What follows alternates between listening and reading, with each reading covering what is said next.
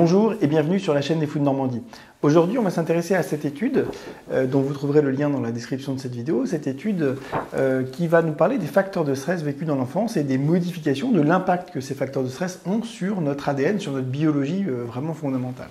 Alors, ce qui est intéressant, c'est qu'ils ont pu identifier un certain nombre de sites, d'endroits, de zones de l'ADN qui étaient différents entre les gens exposés à des facteurs de stress dans l'enfance versus ceux qui n'ont pas été exposés à des facteurs de stress dans l'enfance. Donc il y en a une petite quarantaine, je crois que c'est 38 de mémoire, ou 36, quelque chose comme ça, 38.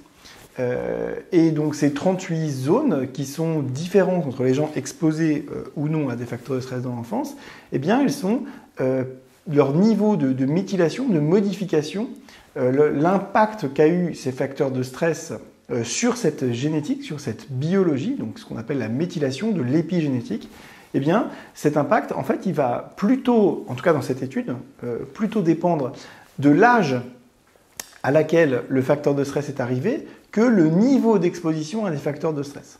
Donc ça, c'est un résultat qui est intéressant, qui n'est pas tout à fait celui qu'on a l'habitude de voir. Probablement que les choses sont complémentaires, ça c'est une étude parmi d'autres.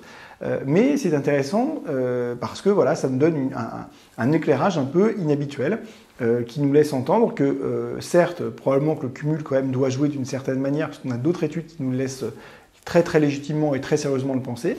Mais dans cette étude, ce qui expliquait la variation de ces 36 ou 38 sites, pardon, à chaque fois j'oublie 38 sites, biologique et la variation de l'expression, plus exactement de la méthylation de ces sites, eh bien c'était l'âge. Et en l'occurrence, ils étaient particulièrement affectés, ces sites, particulièrement modifiés. L'ADN des enfants ayant subi des facteurs de stress était particulièrement modifié et altéré quand les facteurs de stress arrivaient, étaient présents avant l'âge de 3 ans. Donc ça laisse entendre que probablement que les stress vécus avant l'âge de 3 ans, donc vraiment dans la petite enfance, eh bien, ont en tout cas sur ces 38 sites-là un impact particulier, plus important, et qui vont venir modifier la génétique de ces 38 sites, la méthylation de ces 38 sites. Voilà, donc c'est intéressant à savoir, à comprendre. Après, évidemment, la prise en charge des gens qui, éventuellement, parmi ceux qui auraient fait effectivement ces facteurs de stress avant l'âge de 3 ans, qui auraient cette modification de leur ADN, une partie seulement de ceux-là vont souffrir de troubles psychiques, et ceux-là, on les soignera comme d'habitude. Évidemment, ça ne change pas la conduite à tenir pour le psychiatre qui va peut-être de 5 ans, 10 ans, 20 ans ou 30 ans après être amené à prendre en charge ces patients.